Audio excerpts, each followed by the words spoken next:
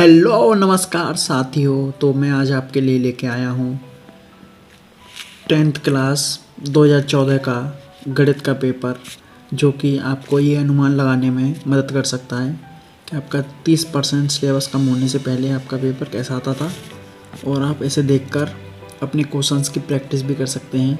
साथ ही साथ इस पेपर के माध्यम से आप अपना तैयारी का आकलन और बेहतर कर सकते हैं और इससे अनुमान लगा सकते हैं कि 10th क्लास का पेपर यूपी बोर्ड का कैसा आता है। ठीक है, तो सबसे पहले मैं इसको पेपर को दिखाने से पहले आपको बताना चाहता हूँ कि जैसे ही अगर आपको बोर्ड में ये पेपर मिलता है तो आपको यहाँ पे अपना रोल नंबर और यहाँ अपना नाम लिखना होता है, ताकि आपका पेपर बदले ना, और बाई चांस बदलता है तो आपका पेपर इससे मिल जाएगा। ठीक है, तो ये आपका कोड होता है, पेपर कोड, जो कि आपको अपनी कॉपी में भरना होता है। उसमें लिखा होता है पेपर कोड की जगह, उसमें इसको भरना होता है आपको इस पूरे को। ठीक है, तो चलिए फिर शुरू करते हैं और दिखाते हैं आप सभी को 10th क्लास यूपी बोर्ड का गणित का पेपर, जो कि 2014 का है। ठीक है, तो चलिए देख लेते हैं।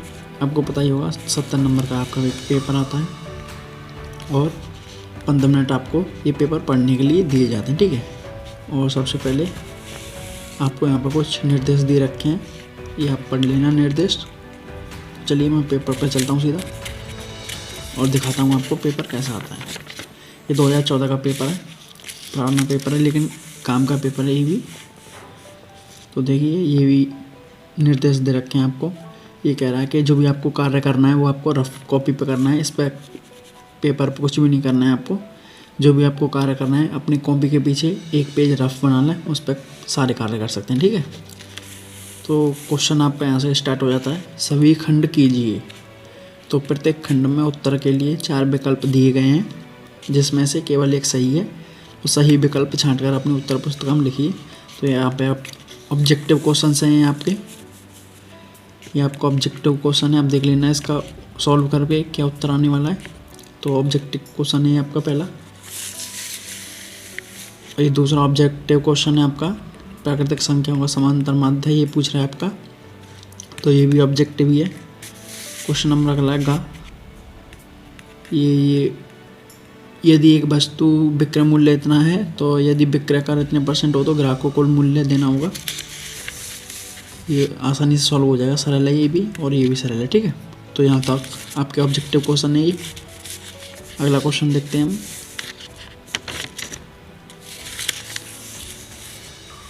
और यहाँ पे भी ये भी ऑब्जेक्टिव क्वेश्चन है आपका, और इससे अगला भी ऑब्जेक्टिव है। ठीक, तो ये एक नंबर के क्वेश्चन है, इनके लिए आपको एक नंबर मिलेगा यहाँ पे, और इसको अच्छे से सॉल्व कर लें। ये गलत नहीं होनी चाहिए क्योंकि 1 नंबर का भी क्वेश्चन बहुत होता है। ठीक है, तो ये भी आपका क्वेश्चन नंबर 2 यहाँ से स्टार्ट हो जाता है। साइन थीटा 4/5, तो कॉस 2 थीटा का मान क्या होगा। तो ये भी आपको सॉल्व करना है। ये भी सिंपल ही क्वेश्चन है, ये 1 नंबर का। ठीक है, क्वेश्चन नंबर अगला दिखाता हूँ मैं। ये 1 नंबर के क्वेश्चन है अभी आपके, ये भी 1 नंबर के हैं सारे। क्वेश्चन नंबर 2 में जितने भी क्वेश्चन हैं आपके वो सारे 1 नंबर के हैं। ये देखिए, ये सॉल्व कर लेना, आसानी से हो जाएगा। ठीक है, क्वेश्चन नंबर 3 है आपका, यहाँ से आपके 2 नंबर के क्वेश्चन से स्टार्ट हो जाते हैं। सिद्ध करो कि इतना, और ये 2 नंबर का क्वेश्चन है, ये भी 2 नंबर का क्वेश्चन। ठीक है, और इस पेपर को देखकर आप ये भी अंदाज़ा लगा सकते हैं कि पेपर में किस किस टॉपिक से क्वेश्चंस ज़्यादा पूछे जाते हैं। ठीक है, तो वो भी आपके लिए मददगार हो सकता है यूपी बोर्ड पेपर में। इस पेपर को देखने के बाद अगर जब आप बोर्ड में बैठेंगे तो आपको पता चल जाएगा कि कैसे क्वेश्चंस पूछे जाते हैं, और उसी के अनुसार आप अच्छे से तैयारी भी कर सकते हैं। तो क्वेश्चन नंबर अगला, ये 2 नंबर के क्वेश्चन है, आप देख लीजिए यहाँ पे ये। ठीक है, चलिए अगला क्वेश्चन देखते हैं।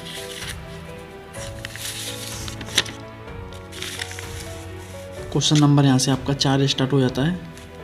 सभी खंड इसके भी, यानी सभी क्वेश्चंस करने हैं ये आपको। तो ये 2 नंबर के क्वेश्चंस हैं आपके, ये आप देख लेना इनको सॉल्व करके। अगर आपने मैथ कर रखी है तो आप आसानी से इनको सॉल्व कर सकते हैं। 2 नंबर के क्वेश्चन हैं आपके सारे। ठीक है, क्वेश्चन नंबर अगला देखते हैं। यहाँ से क्वेश्चन नंबर आपका 5 स्टार्ट हो जाता है, जो कि 4 नंबर का क्वेश्चन है एक। ये नाव वाला प्रश्न और ट्रेन वाला ये हर साल पूछा ही जाता है लगभग। तो आप ये नाप वाले क्वेश्चंस की प्रैक्टिस अच्छे से कर लें, और एक ट्रेन वाला होता है वो भी, ठीक है। तो ये 2 क्वेश्चंस पूछे जाते हैं, नाप वाला और ट्रेन वाला। तो ये 4 नंबर का क्वेश्चन है आपका नाप वाला। क्वेश्चन नंबर अगला देखते हैं, 5 का खादे रखा है यहाँ पे, ये आपको, ये भी 4 नंबर के क्वेश्चन है ये। तो ये सारे दोनों सॉल्व करने हैं आपको, ठीक है। ये भी 4 नंबर के क्वेश्चन हैं। क्वेश्चन नंबर अगला देखते हैं, यहाँ से आपका क्वेश्चन नंबर 5 स्टार्ट हो जाता है, सभी खंड कीजिए। तो ये भी 4 नंबर का क्वेश्चन है, 4 नंबर के क्वेश्चन हैं आपके सारे, ये तीनों क्वेश्चन आपके 4 नंबर के, ठीक है। तो ये अगर आपने पढ़ रखा है मैं, तो आपको ये सरल लगेंगे, और अगर आप पहली बार देख रहे हैं इस पेपर को, तो आपको ये ज़रूरी ही टफ लगेगा ये पेपर, कि यूपी बोर्ड का पेपर इतना टफ आता है, ठीक है। तो ये अगर आपने पढ़ रखा है तो आप इसको सॉल्व करके भी देख सकते हैं इन क्वेश्चंस को, ताकि आपको अनुमान लग जाए अपनी तैयारी का, ठीक है। तो ये 4 नंबर के क्वेश्चंस मैंने बता दिए आपको। क्वेश्चन नंबर अगला देखते हैं अगला। तो यहाँ से आपका क्वेश्चन नंबर 7 स्टार्ट हो जाता है, ये 4 नंबर का क्वेश्चन है, यहाँ से 7 क्वेश्चन स्टार्ट हो जाता है, क्वेश्चन नंबर 7। तो इसमें 6 नंबर के प्रश्न पूछे जाते हैं आपके, या तो आप इस वाले को सॉल्व कीजिए, अगर ये नहीं आता आपको तो ये वाला, यानी ये दोनों अथवा में दे रखे हैं, इनमें से कोई भी एक आप सॉल्व कर सकते हैं, जिसके लिए आपको 6 नंबर यहाँ पे मिलने वाले हैं, ठीक है। क्वेश्चन नंबर अगला देखते हैं, या तो आप इस वाले को सॉल्व कीजिए, अगर आपसे ये होता नहीं है तो आप इसे भी सॉल्व कर सकते हैं। तो इन दोनों में से किसी एक को आपको सॉल्व करना है, जिसके लिए आपको 6 अंक मिलेंगे, ठीक है। तो ये दोनों आपके क्वेश्चन नंबर 7 में जो भी है, ये 6 नंबर के क्वेश्चंस दिए हुए हैं आपको, ठीक है। तो या तो आप इस वाले को कीजिए, ये नहीं होता तो इस वाले को कर सकते हैं, और ये वाले नहीं होता आपसे तो इस वाले को कर सकते हैं। यानी इसमें से टोटल 4 क्वेश्चंस में से आपको सिर्फ 2 क्वेश्चन सॉल्व करने हैं, ये 6 नंबर के दोनों क्वेश्चन, यानी टोटल 12 नंबर यहाँ पे आपके पक्के हो जाएंगे, ठीक है। 12 नंबर यानी यूपी बोर्ड की आपकी 2% पक्की हो जाएगी, क्योंकि 6 नंबर पे 1% बनती है, आपको पता ही होगा। तो चलिए फिर, ये मैंने पेपर का रिव्यू आपको कराई दिया है, इसको देख लेना अच्छे से, और अच्छे से अपनी प्रिपरेशन जारी रखें, और ऐसे ही मैं आपका जितना सहयोग होगा उतना करूँगा, ठीक है। तो मिलते हैं फिर अगले पेपर में किसी अगली नई वीडियो के साथ। जय हिंद, जय भारत।